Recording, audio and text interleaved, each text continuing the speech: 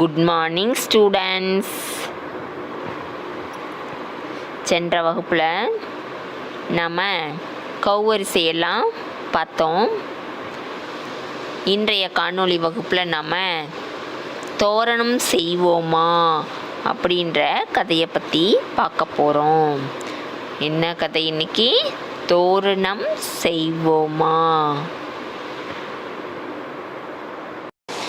இன்றைய காணொளி வகுப்பில் நாம் பார்க்க போவது வகுப்பு 1 பாடம் 16 தோரணம் செய்வோமா. வகுப்பு 1 பாடம் 16 தோரணம் செய்வோமா என்ற கதை பகுதியை இன்றைய காணொளி வகுப்பில் பார்க்கலாம் குழந்தைகளே. வாங்க கதை பகுதிக்கு போகலாம் குழந்தைகளே. தோரணம் செய்வோமா. இந்த தோரணம் செய்வோமான்ற கதையை உங்களுக்கு இப்போ சொல்ல போகிறேன். நீங்கள் பாருங்கள், இவங்க இந்த பாயும் இந்த பையனும் இந்த பொண்ணும் ஃப்ரெண்ட்ஸுங்க. அப்போது இந்த பையன் கேட்குறான் அந்த பொண்ணுக்கிட்ட, தோரணம் செய்வோமா அப்படின்னு கேட்குறாங்க. கையில் கத்திரிக்கோல்லாம் வச்சுட்டு இந்த பொன்மணின்ற பொண்ணுக்கிட்ட கேட்குறாங்க, தோரணம் செய்வோமா அப்படின்னு கேட்குறாங்க. அப்போது தோரணம் செய்யறதுக்கெல்லாம் வண்ணத்தாள்கள்லாம் வேணும் தானே. அதனால் இந்த பொன்மணி என்ன சொல்கிறான்னா, வண்ணத்தாள் நான் வாங்கிட்டு வரேன் அப்படின்ட்டு சொல்கிறா. வண்ணத்தாள் வாங்கி வருகிறேன் அப்படின்ட்டு சொல்கிறா. சொன்ன உடனே 2 பேரும் சேர்ந்து வண்ணத்தாளை வச்சு தோரணங்களை அழகழகாக செய்யலாம் அப்படின்ட்டு முடிவு செஞ்சுருக்காங்க. இந்த படத்தில் தோரணம் செய்கிறத இந்த பையன் அந்த பொண்ணுக்கிட்ட சொல்கிறான், தோரணம் செய்வோமான்னு. அந்த பொண்ணு வண்ணத்தாள் வாங்கி வருகிறேன் அப்படின்னு சொல்லியிருக்கா.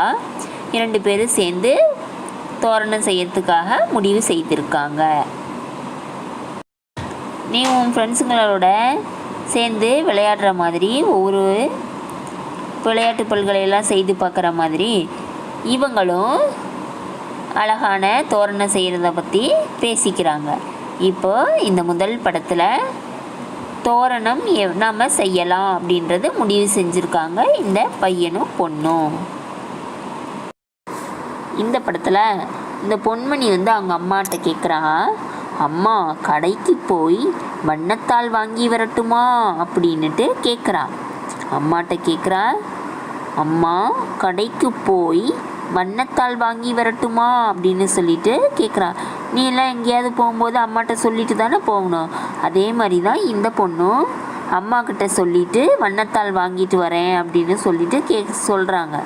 அப்போது அவங்க அம்மா, சரி பொன்மணி, போர்வையை தாத்தாவிடம் கொடு அப்படின்னு சொல்கிறாங்க. ஒரு போர்வையை கையில் மடித்து வச்சு, இந்த போர்வையை அப்படியே தாத்தா கிட்ட கொடுத்துட்டு போ அப்படின்னு சொல்லிட்டு போர்வையை ஒன்று அந்த பொண்ணுக்கிட்ட இந்த படத்தில் கொடுத்து தாத்தா கிட்ட கொடுத்துரு அப்படின்னு சொல்கிறாங்க. அவங்க அம்மா, சரி பொன்மணி, போர்வையை தாத்தாவிடம் கொடு அப்படின்னு சொல்லி கொடுத்துருக்காங்க.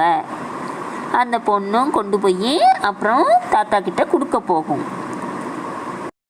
இந்த படத்தில் பாருங்கள், இந்த பொன்மணி தாத்தா கிட்ட போர்வையை கொடுக்க போகிறாங்க. அப்போ போர்வையை கொடுக்க போகும்போது தாத்தா கீழே தரையை பார்த்துக்கிட்டே தேடுற மாதிரி இருக்கிறாங்க. இந்த படத்தில் அந்த மாதிரி இருக்கவும் இந்த பொன்மணி தாத்தா கிட்ட போர்வையை கொடுக்க போகும்போது, தாத்தா என்ன தேடுகிறீர்கள் அப்படின்னு கேட்குறா. தாத்தா கிட்ட என்ன கேட்குறா, தாத்தா என்ன தேடுகிறீர்கள் அப்படின்னு இந்த பொன்மணி தாத்தா கிட்ட கேட்குறான். தாத்தா தரையிலேயே தேடுற மாதிரியே பார்த்துக்கிட்டே தரையை உற்று கவனித்து பார்க்குறாங்க. நம்ம மோதிரங்க, நம்மளாம் ஏதாவது பொருளை தொலைத்துட்டோன்னா கீழே இருந்ததா எங்கே விழுந்ததுன்னு தேடுவோம் இல்லையா, அது மாதிரி தாத்தாவும் மோதிரத்தை தேடுறாங்க. அப்போ தாத்தா சொல்கிறாங்க பாருங்கள், தாத்தா என்ன தேடுகிறீர்கள்னு பொன்மணி கேட்ட உடனே தாத்தா சொல்கிறாங்க, மோதிரம் தொலைந்து விட்டது அப்படின்னு சொல்கிறாங்க. மோதிரம் என்னாச்சு? தொலைஞ்சிருச்சான். இப்போ தாத்தா இந்த படத்தில் வருத்தத்தோடு மோதிரத்தை தேடுறாங்க. இதை பார்த்த உடனே பொன்மணி என்ன செய்வா? நீங்களாக இருந்தாலும் என்ன செய்வீங்க? தாத்தாவுக்கு உதவணுன்னு நீங்களும் சேர்ந்து தேடுவீங்க தானே. அதே மாதிரி தான் பொன்மணியும் தாத்தா கிட்ட போர்வையை கொடுத்துட்டு பொன்மணியும் தேடிக்கிட்டு இருப்பா.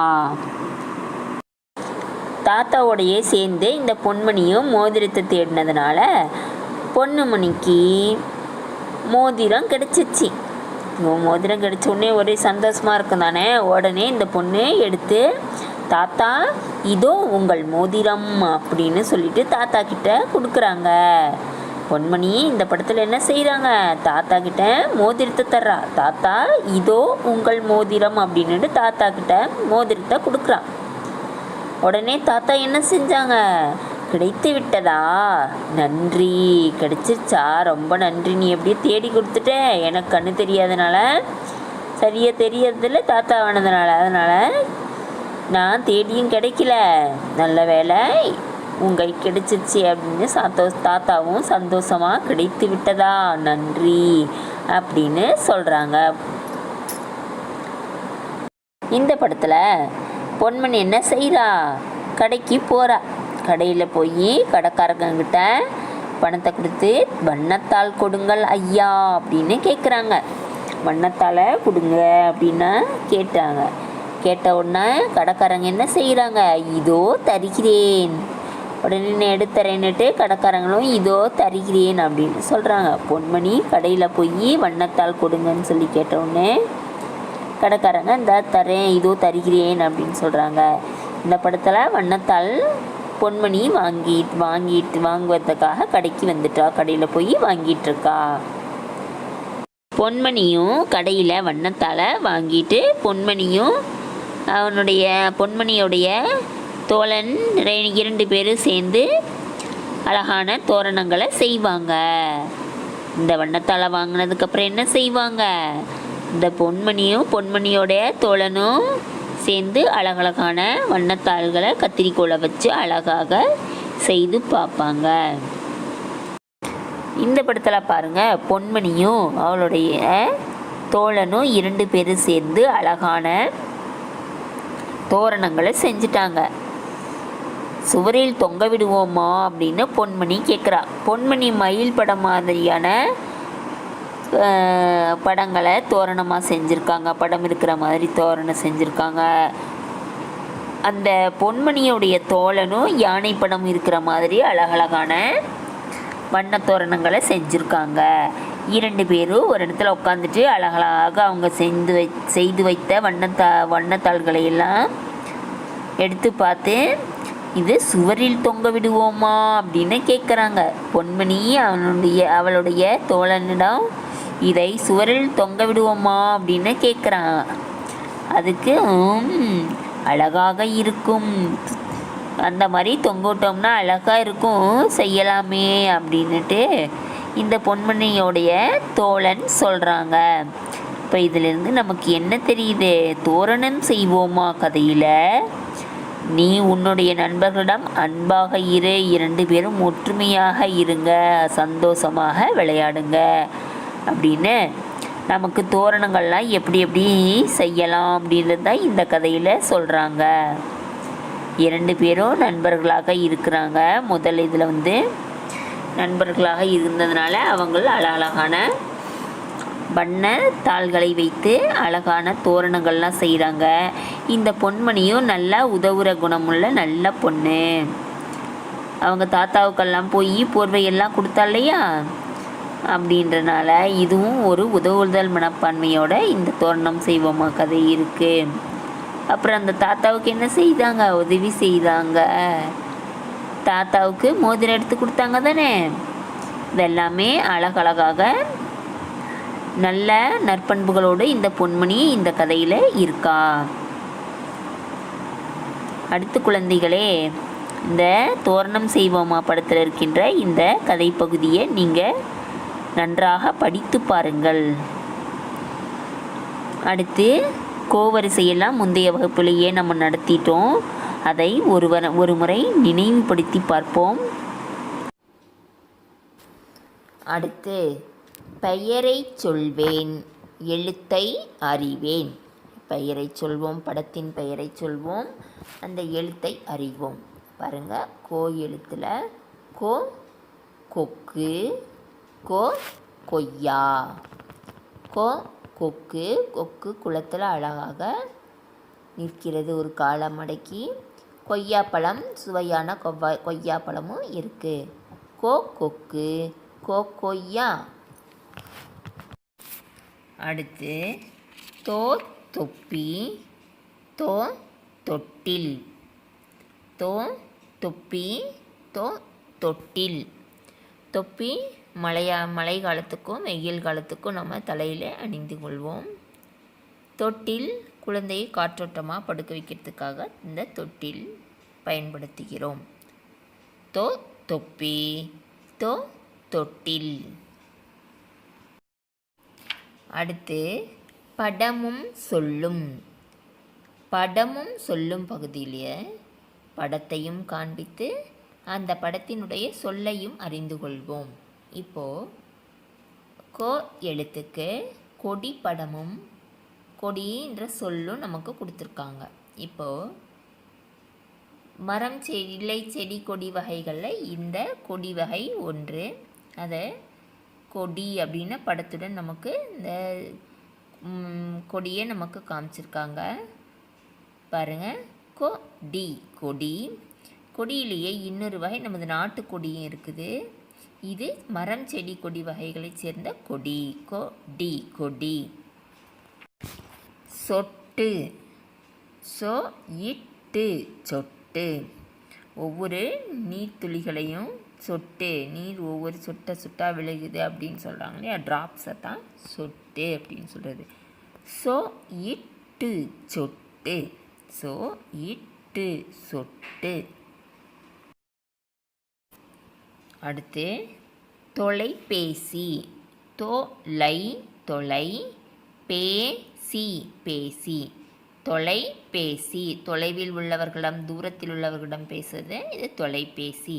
தொலை தொலை, பேசி பேசி. தொலைபேசி.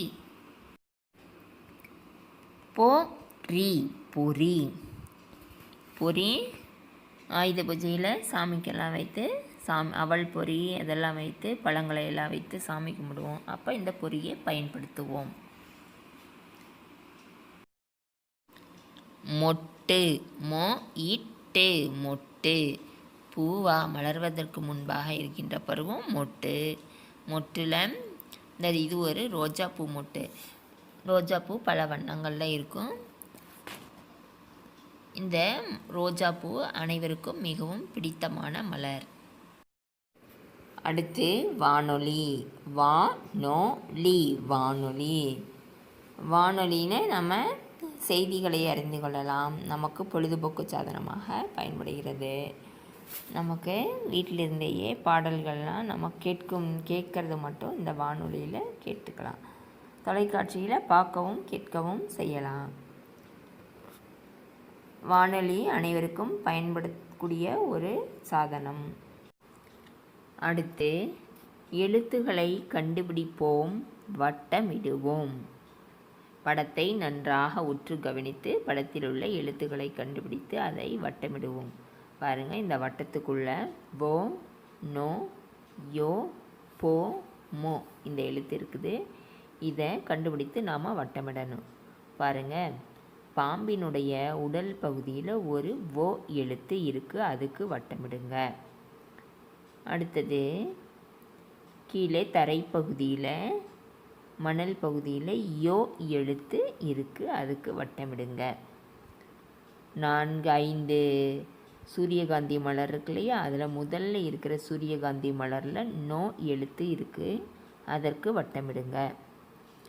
அடுத்து மலைப்பகுதியில் பாருங்கள் போ எழுத்து இருக்குது, அதற்கு வட்டமிடுங்க. மோ எழுத்து மரக்கிளையில் பாம்புக்கு பக்கத்தில் மோ எழுத்து இருக்குது, அதற்கு வட்டமிடுங்க. இது மாதிரி எல்லாமே உங்களுடைய புத்தகத்தில் அழகாக வட்டமிடுங்க. படிப்போம். இந்த படிப்போம் பகுதியில் நியூஸ் பேப்பரில் இருக்கிற எழுத்துக்களை பெரிதாக்கி லென்ஸ் வச்சு பெரிதாக்கி வச்சுருக்காங்க. இதை நம்ம பார்த்து படிப்போம். நீங்கள் ரஃப் நோட்லேயும் எடுத்து எழுதுங்க. பாருங்கள், நம்ம சொல்ல சொல்ல எழுதுனா நமக்கு எளிமையாக இருக்கும். முதல் சொல் சுவரொட்டி, சுவரொட்டி. அடுத்து கொசு, கொசு. அடுத்து தொடாமல் பார்க்கவும், தொடாமல் டா ம இல் தொடாமல். பா ஏர் இயக் க உ இம் பார்க்கவும். தொடாமல் பார்க்கவும். அடுத்து பொருட்காட்சி. பொ ரு இட் கா இட் சி பொருட்காட்சி. சொட்டு மருந்து. சொ இட்டு சொட்டு. ம ரு இந்து மருந்து. சொட்டு மருந்து. பாட்டொன்று பாடலாம். இந்த பாட்டொன்று பாடலாம் பகுதியில் நமக்கு ஒரு அழகான இயற்கை காட்சியை வர்ணித்து சொல்லியிருக்காங்க. மலைப்பகுதி. அந்த மலைப்பகுதியில் கதிரொளி வருகிறது. கதிரொளி வரும் பொழுது அந்த கதிரொளியை பார்த்து குயில் ஒன்று கூவுது. அந்த கூவுற சத்தத்தை எதிரொலியில் கேட்கும்போது மயில் அங்கே அழகாக ஆடுகிறதுன்ற மாதிரி பாடல் கொடுத்துருக்காங்க.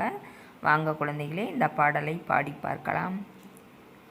மலை ஒன்றின் அருகிலே கதிரொளியும் வந்ததே, குயிலொன்று கூவவே எதிரொலியும் கேட்டதே, அவ்வொளியை கேட்டுமே மயிலும் அங்கே ஆடுதே. மலையொன்றின் அருகிலே கதிரொளியும் வந்ததே, குயிலொன்று கூவவே எதிரொலியும் கேட்டதே, அவ்வொளியை கேட்டுமே மயிலும் அங்கே ஆடுதே. அடுத்து படிப்போம் எழுதுவோம். இந்த படிப்போம் எழுதுவோம் பகுதியில் இருக்கிற இந்த சொற்களை நீங்கள் ரஃப் நோட்டில் நான் சொல்ல சொல்ல நீங்களும் எழுதி பாருங்கள். சொல்லிக்கொண்டே எழுதுங்க. முதல் சொல் போ இம் மை பொம்மை. போ இம் மை பொம்மை. பூ இங் கோ இத்து பூங்கொத்து. பூ இங் கோ இத்து பூங்கொத்து. அடுத்து வானொலி வானொலி. வானொலி வானொலி. பொ இன் பொன். வ இண்டு வண்டு. பொன் வண்டு பொன் வண்டு. அடுத்து மீன் தொட்டி. மீ இன் மீன். தோ இட்டி தொட்டி மீன் தொட்டி. அடுத்து தமிழ் மொழி. த மீ இல் தமிழ். மொழி மொழி தமிழ் மொழி. அடுத்து தொலைக்காட்சி. தொ லை இக் கா இட் சி தொலைக்காட்சி. தொ லை இக் கா இட் சி காட்சி தொலைக்காட்சி. படிப்பேன் வரைவேன். சொற்களை படிக்கிறோம். சொல்லுக்கு நேராக இருக்கின்ற கட்டத்தில் படத்தை வரைவோம். பாருங்க, முதல் சொல் தொடர்வண்டி. தொடர்வண்டி படத்தை தொடர்வண்டின்ற சொல்லுக்கு நேராக இருக்கின்ற கட்டத்தில் வரையணும். அடுத்து மோ இட்டு மொட்டு. மொட்டு படத்தை மொட்டு சொல்லுக்கு நேராக இருக்கின்ற கட்டத்தில் வரையணும். பொன் வண்டு. போயின் பொன். வாயிண்டு வண்டு. பொன் வண்டு படத்தை பொன் வண்டு சொல்லுக்கு நேராக இருக்கின்ற கட்டத்தில் வரையணும். அடுத்து தோ இப்பி தொப்பி. தொப்பி சொல்லுக்கு நேராக இருக்கின்ற கட்டத்துக்குள்ளே வரையணும். நீங்கள் உங்களுக்கு பிடித்த வண்ணங்களை இந்த இதற்கு வண்ணமிட்டு மகிழலாம். இந்த இணைத்து எழுதுவேன் பகுதியில் ஒவ்வொரு பழத்திற்கு நடுவிலும் ஒரு எழுத்து இருக்குது. நாம் அந்த எழுத்துக்களை சேர்த்து எழுதணும். கோ டி கொடி. நோ டி நொடி. பொ டி பொடி. இது போன்று அழகாக கொடி நொடி பொடி என்று எழுதியிருங்க.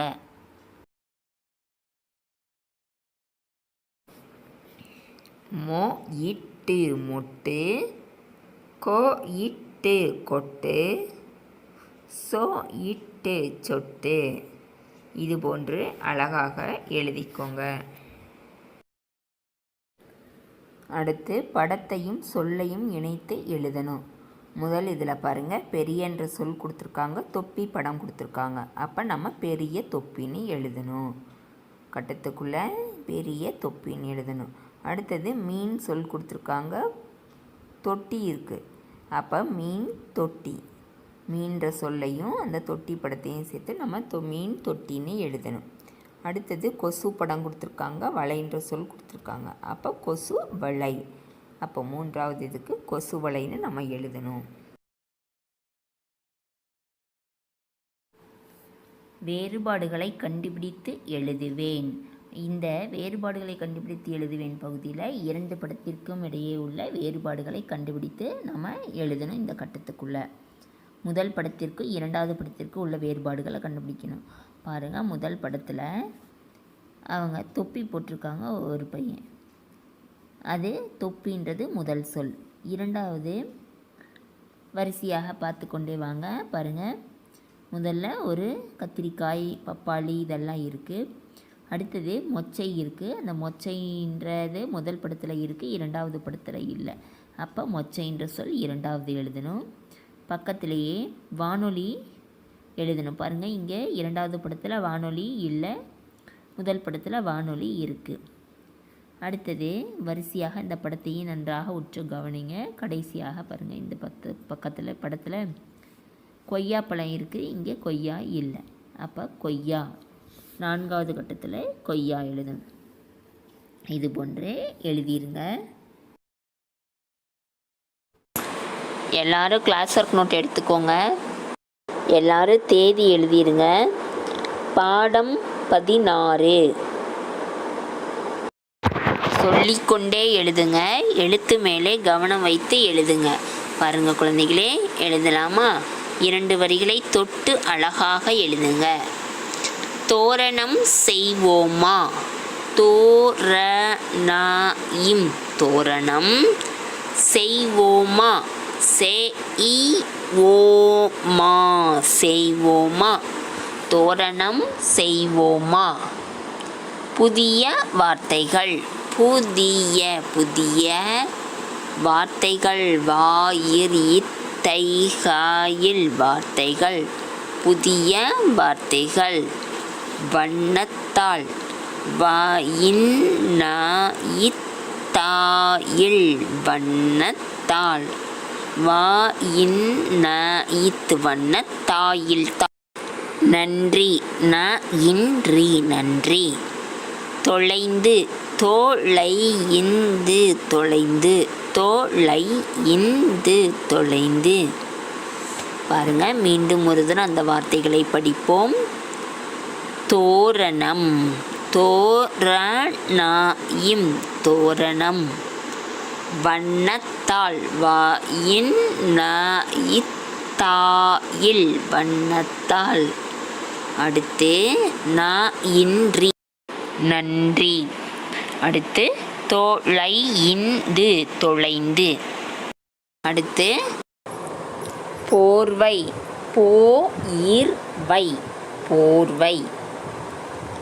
மோதிரம். மோதிராயிம் மோதிரம்.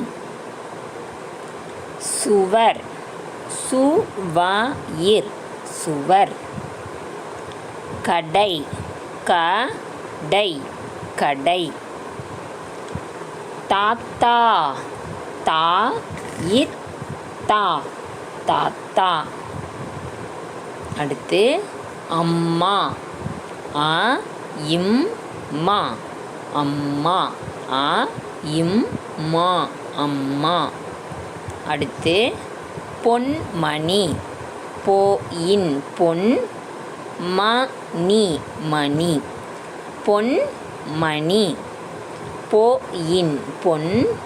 மணி மணி பொன்மணி. மீண்டும் ஒரு தடவை வாசிக்கிறேன், கவனமாக கேளுங்கள் குழந்தைகளே. இது போன்று சொல்லிக்கொண்டு நீங்களும் எழுதுங்க. போயிர்வை போர்வை. மோதிராயிம் மோதிரம். சுவாயிர் சுவர். கடை கடை. தாயித்தா தாத்தா. இம்மா அம்மா. போயின்மணி பொன்மணி. இது போன்று அழகாக எழுதியிருங்க குழந்தைகளே. எல்லாரும் தமிழ் எழுத்து பயிற்சி புத்தகத்தை எடுத்துக்கோங்க. தமிழ் எழுத்து பயிற்சியில் பக்கம் 22 இன்னைக்கு எழுதலாம். ஏற்கனவே பக்கம் 21 வரல எழுதிட்டோம். பக்கம் 22 எழுதலாம். எல்லாரும் கீழே தேதி, இன்னைக்கு தேதி எழுதிடுங்க. பாருங்க, நான் போர்டில் எழுதுகிற மாதிரி நீங்களும் அதே போன்று அழகாக சொல்லிக்கொண்டே எழுதுங்க. இரண்டாவது வரியிலே ஒரு சிறு வட்டம், அதை இப்படி வளைத்து ஆ. அடுத்து மூன்றாவது வரியிலே ஒரு சிறு வட்டம், இது ஒற்றை கொம்பு போடுற மாதிரி இப்படி வளைத்து மூன்றாவது வரியிலே ஒரு அடிக்கோடு போட்டு கீழிருந்து மேலாக ஒரு நேர்கோடு வா. அடுத்து ஒரு சிறிய வட்டம் இப்படி வளைத்து ஒற்றை கொம்பு மாதிரி மீண்டும் ஒரு தரம் சொல்லித்து இந்த இரண்டாவது வரியிலே அப்படியே மேலே ஒரு படுக்கடி கோடு போட்டு மேலிருந்து கீழாக ஒரு நேர்கோடு போட்டேன். மேலே ஒரு புள்ளி வைத்தால் இன் ஆ வா இன் அவன், ஆ வா இன் அவன். அடுத்து இரண்டாவது வரியிலே ஒரு சிறிய வட்டம், அதை இப்படி வளைத்து மூன்றாவது வரியை தொட்டு இப்படி கொண்டு வந்து மேலிருந்து கீழாக ஒரு நேர்கோடு ஆ. அடுத்து ஒரு சிறிய வட்டம், இரண்டாவது வரியை தொட்டு இப்படி ஒற்றை கொம்பு மாதிரி போட்டு இப்படி கீழே வளைத்து மூன்றாவது வரியிலே ஒரு படுக்கை கோடு போட்டு கீழிருந்து மேலாக ஒரு நேர்கோடு வா. அடுத்து ஒரு சிறிய வட்டம் மூன்றாவது வரியிலே, இது இப்படி மேலே இரண்டாவது வரியை தொட்டு மூன்றாவது வரியிலே மேலிருந்து கீழாக வந்து மீண்டும் கீழிருந்து மேலாக இரண்டாவது வரியை தொட்டு மேலே ஒரு படுக்கை கோடு போட்டு மேலிருந்து கீழாக ஒரு நேர்கோடு போட்டு அதுக்கு மேலே புள்ளி வைத்தால் இல் ஆ வா இல் அவள், ஆ வா இல் அவள். அடுத்து இரண்டாவது வரியிலே ஒரு சிறிய வட்டம், இதை இப்படி வளைத்து மீண்டும் இது போல கொண்டு வந்து இப்படி பிடித்து இப்படி இடையில போய் இப்படி போடணும், இது இ. அடுத்து மூன்றாவது வரியிலே ஒரு சிறு வட்டம் இப்படி மேலே வளைத்து இப்படி ஒற்றை கொம்பு மாதிரி வளைத்து மூன்றாவது வரியிலே படுக்கை கோடு போட்டு மீண்டும் கீழிருந்து மேலாக ஒரு நேர்கோடு. அடுத்து சிறிய வட்டம், அப்புறம் இது ஒன்று வளைத்து மீண்டும் இப்படி வளைத்து மேலிருந்து கீழாக ஒரு நேர்கோடு, மேலே புள்ளி வைத்தால் இன் இ வா இன் இவன். அடுத்து ஒரு சிறிய வட்டம் இரண்டாவது வரியிலே, அப்புறம் இப்படி வளைத்து மீண்டும் இது போன்று கொண்டு வந்து ஆ போடுற மாதிரி வளைத்து மீண்டும் இப்படி வளைத்து இப்படி மேலே கொண்டு வந்து இப்படி கோடு போட்டோம்னா இ. அடுத்து ஒரு சிறிய வட்டம் இப்படி ஒற்றை கொம்பு மாதிரி வளைத்து மீண்டும் கீழே கொண்டு வந்து மூன்றாவது வரியிலே படுக்கை கோடு போட்டு மீண்டும் கீழிருந்து மேலாக ஒரு நேர்கோடு இ வா. அடுத்து ஒரு சிறிய வட்டம் இப்படி ஒற்றை கொம்புக்கு போடுற மாதிரி வளைத்து மேலிருந்து கீழாக ஒரு நேர்கோடு மாதிரி வந்து மீண்டும் கீழிருந்து மேலாக நேர்கோடு வந்து இரண்டாவது வரியிலே படுக்கை கோடு போட்டு மேலிருந்து கீழாக ஒரு நேர்கோடு இ வா இல், மேலே ஒரு புள்ளி வைத்தால் இல் இ வா இல் இவள். அடுத்து இரண்டாவது வரியிலே ஒரு சிறிய வட்டம் இப்படி வளைத்து மீண்டும் இது போன்று ஆ போடுற மாதிரி வளைத்து மீண்டும் இது போன்று இப்படி கொண்டு வந்து வளைத்து இப்படி போடணும் இ. மேலிருந்து கீழாக ஒரு நேர்கோடு, மூன்றாவது வரியிலே ஒரு படுக்கை கோடு டா. அடுத்து மேலிருந்து கீழாக நேர்கோடு, மூன்றாவது வரியிலே படுக்கை கோடு, மீண்டும் கீழிருந்து மேலாக நேர்கோடு இப்படி உள்பக்கமாக வளைத்து மேலே புள்ளி வைத்தால் இம் இ ட இம் இடம். அடுத்து இரண்டாவது வரியிலே ஒரு சிறு வட்டம் இப்படி வளைத்து இப்படி ஆ போடுற மாதிரி கொண்டு வந்து மீண்டும் இது போன்று வளைத்து இப்படி மேலே போடணும், இது இ. அடுத்து இரண்டு சுழி நா போடணும், இப்படி சிறிய வட்டம் மேலே இப்படி வளைத்து மீண்டும் இது போன்றே வளைத்து மேலிருந்து கீழாக நேர்கோடு போட்டு போட்டோம்னா நா. அடுத்து மா போடணும், மேலிருந்து கீழாக நேர்கோடு படுக்கை கோடு, அப்படி கீழிருந்து மேலாக ஒரு நேர்கோடு உள்பக்கமாக வளைக்கணும். வளைத்து மேலே புள்ளி வைத்தால் இம் இ நா இம் இனம். இது போன்று கீழே நீங்களும் சொல்லிக்கொண்டு எழுதுங்க. இ வா இல் இவள், இ டா இம் இடம், இ நா இம் இனம். இது போன்று கீழே இருக்கிற கட்டத்துல நீங்களும் சொல்லிக்கொண்டே எழுதுங்க. அடுத்து பாருங்க, இரண்டாவது வரியிலே ஒரு சிறு வட்டம், அதை இது போன்று வளைத்து இப்படி கொண்டு வந்து ஒரு படுக்கை கோடு மூன்றாவது வரியிலே உ. அடுத்து மேலிருந்து கீழாக ஒரு நேர்கோடு, இரண்டாவது வரியிலே படுக்கை கோடு, மறுபடியும் மேலிருந்து கீழாக ஒரு நேர்கோடு, அடுத்து ஒரு சாய்மான கோடு ரா. அடுத்து மேலிருந்து கீழாக ஒரு நேர்கோடு, மூன்றாவது வரியிலே ஒரு படுக்கை கோடு, மீண்டும் கீழிருந்து மேலாக நேர்கோடு, இப்படி உள்பக்கமாக வளைக்கணும். மா, இதுக்கு மேலே புள்ளி வைத்தால் இம், உ ர இம் உரம். அடுத்து ஒரு சிறு வட்டம் மூன்றாவது வரியிலே இப்படி மேலே வளைத்து ஒரு படுக்கை கோடு மாதிரி மேலே போட்டுறணும். இரண்டாவது வரியிலே மேலிருந்து கீழாக ஒரு நேர்கோடு ஏ. அடுத்து ஒரு சிறு வட்டம் இப்படி ஒற்றை கொம்பு மாதிரி வளைத்து இப்படி கொண்டு வந்து மூன்றாவது வரியிலே படுக்கை கோடு போட்டு மீண்டும் கீழிருந்து மேலாக ஒரு நேர்கோடு வா. அடுத்து ஒரு சிறு வட்டம் இப்படி வளைத்து மீண்டும் இன்னொரு வளை வளைத்து மேலிருந்து கீழாக நேர்கோடு போட்டு மேலே புள்ளி வைத்தால் இன், ஏ வா இன் எவன். எவன் இந்த சொல்லுக்கு ஒரு பக்கத்துல ஒரு வினாக்குறி இருக்குது. அந்த வினாக்குறிகளை பாருங்க எப்படி இடணும்னா, இரண்டாவது வரியிலிருந்து இப்படி மேலே முதல் வரியை தொட்டு இப்படி கோடு இப்படி புள்ளி வைக்கணும். இது வினாக்குறி. இந்த வினாக்குறிகளை இடணும், புள்ளி வைக்கணும். ஏ வா இன் எவன். அடுத்து மூன்றாவது வரியிலே சிறு வட்டம் இப்படி இரண்டாவது வரியை தொட்டு ஒரு படுக்கை கோடு போட்டு மேலிருந்து கீழாக ஒரு நேர்கோடு ஏ. அடுத்து மூன்றாவது வரியிலே சிறு வட்டம் இப்படி வளைத்து படுக்கை கோடு மாதிரி போட்டு கீழிருந்து மேலாக ஒரு நேர்கோடு வா. அடுத்து சிறு வட்டம் இப்படி ஒற்றை கொம்புக்கு போடுற மாதிரி போட்டு மீண்டும் அதே வரியிலேயே வந்து இரண்டாவது வரியிலே படுக்கை கோடு போட்டு மேலிருந்து கீழாக நேர்கோடு, மேலே புள்ளி வைத்தால் இல், ஏ வா இல் இளவல். எவள்ன்ற சொல்லுக்கும் வினாக்குறி இது போன்று முன்பு செய்த மாதிரியே வினாக்குறி இடணும். இதற்கு கீழே ஒரு புள்ளி. இதே போன்று நீங்களும் கீழே இருக்கிற கட்டத்தில் எழுதுங்க. உ ரா இம் உரம், ஏ வா இன் எவன். இந்த வினாக்குறியை இது போன்று இடுங்க. ஏ வா இல் எவள். இந்த வினாக்குறிகளையும் இது போன்று இடுங்க. அடுத்து பாருங்க, மூன்றாவது வரியிலே ஒரு சிறு வட்டம் இப்படி இரண்டாவது வரியை தொட்டு படுக்கை கோடு மாதிரி போடணும். மேலிருந்து கீழாக ஒரு நேர்கோடு ஏ.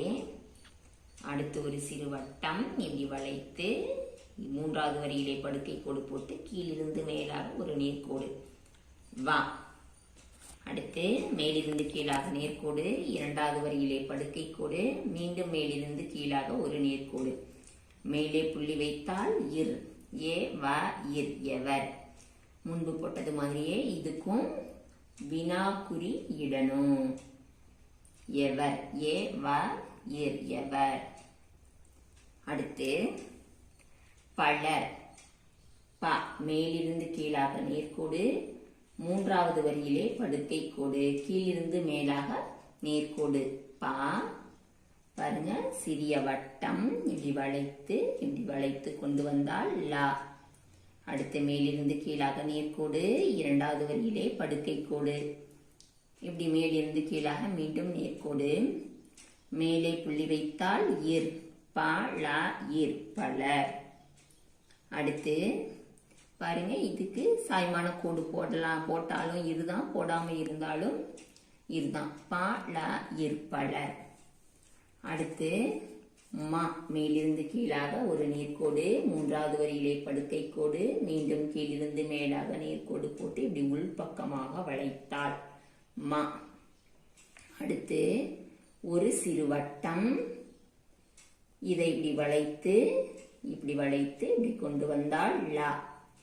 அடுத்து மேலிருந்து கீழாக நேர்கோடு, இரண்டாவது வரியிலே படுக்கை கோடு, மீண்டும் மேலிருந்து கீழாக நேர்கோடு. மேலே புள்ளி வைத்தால் இர். மா ல இர் மலர்.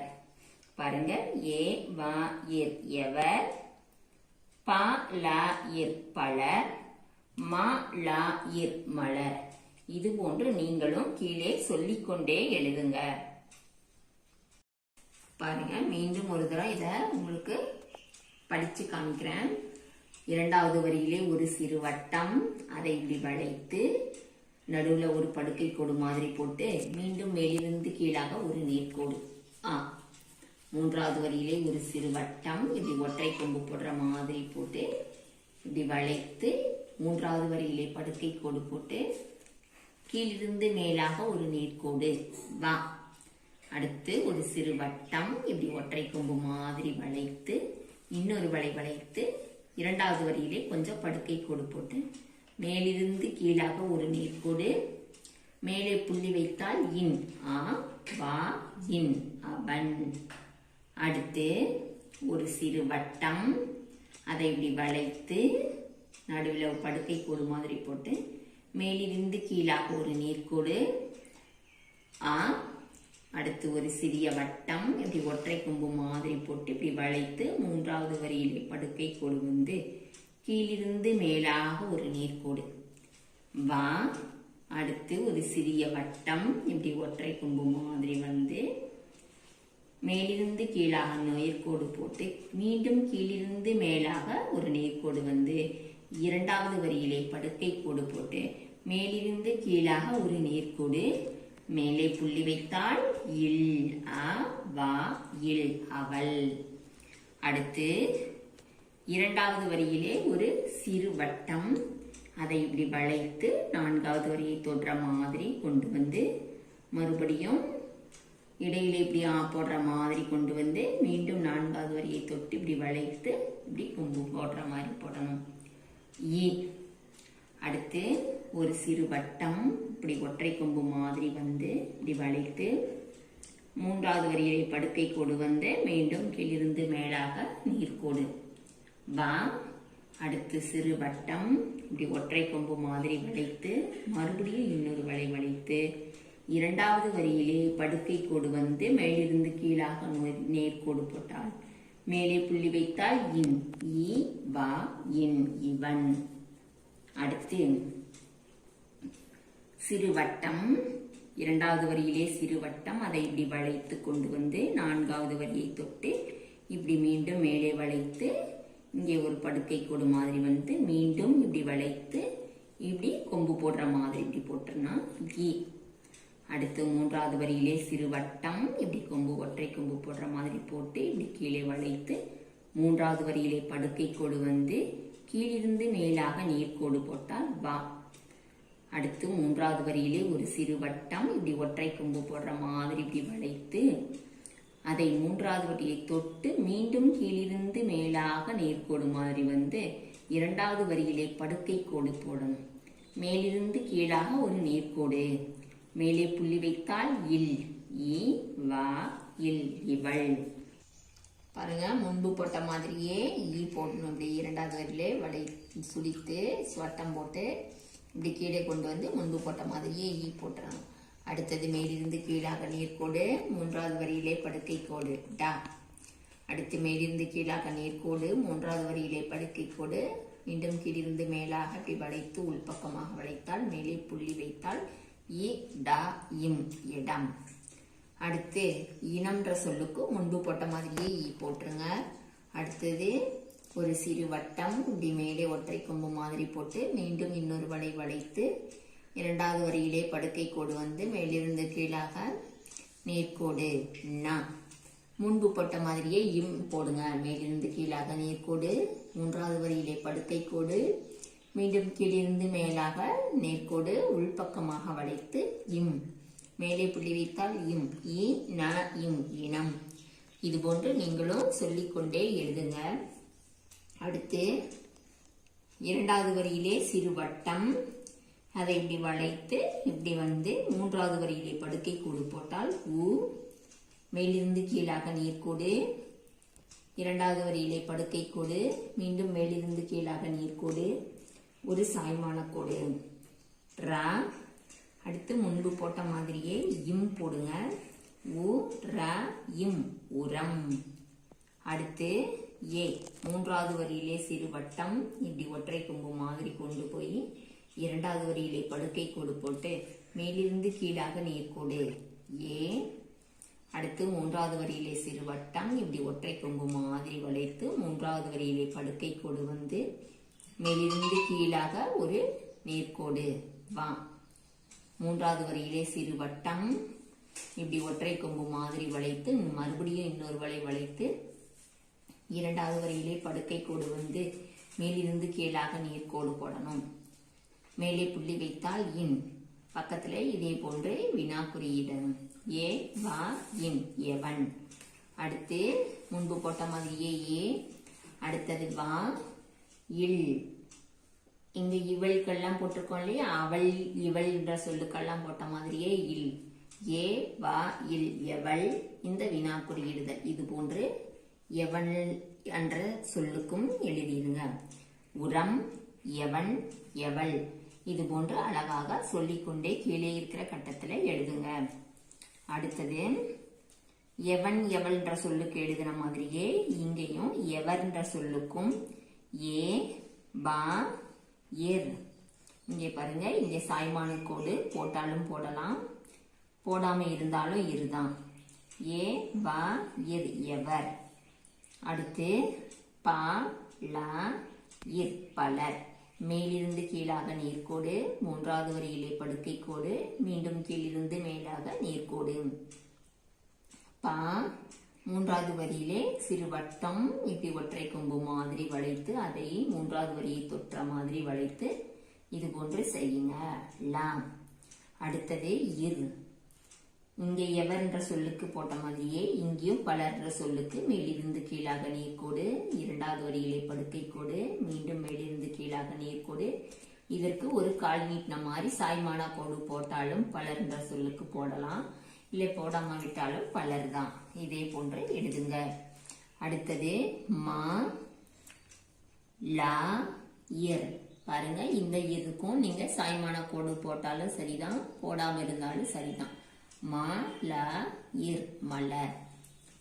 மேலிருந்து கீழாக நேர்கோடு, படுக்கை கோடு மூன்றாவது வரியிலே, மீண்டும் கீழிருந்து மேலாக இப்படி உள்பக்கமாக வளைத்தால் மா. அடுத்தது சிறு வட்டம் இப்படி ஒற்றை கொம்பு மாதிரி வளைத்து இப்படி வளைத்து கொண்டு வந்தால் லா. அடுத்து இர். மா லா இர் மலர். பாருங்க, எவர் பலர் மலர். இது போன்று கீழே இருக்கின்ற கட்டத்துல நீங்களும் சொல்லிக்கொண்டே எழுதுங்க. நன்றி குழந்தைகளே.